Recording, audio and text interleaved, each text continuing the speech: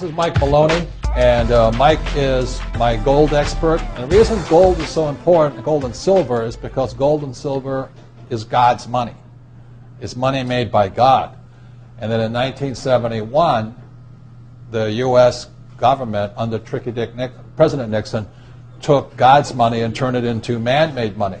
Never in the history of the world, this is the thing, never in the history of the world has this ever happened. In 1971, the U.S. and Nixon convinced the entire world to replace gold and silver with paper money. This stuff. Cash is trash. So the reason we have so much volatility in the world today is historically, since the time of the Romans and the Greeks and the French and the English and the Germans, every time they have taken God's money, like silver here, and replaced it with man-made money, there's been economic volatility.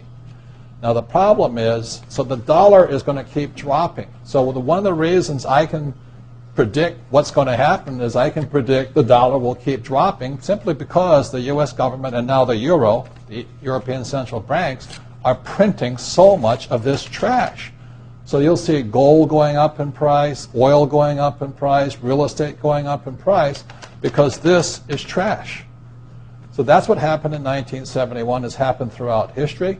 And the reason this current election doesn't make any difference is the only person they can put this back in place is a strong, charismatic leader.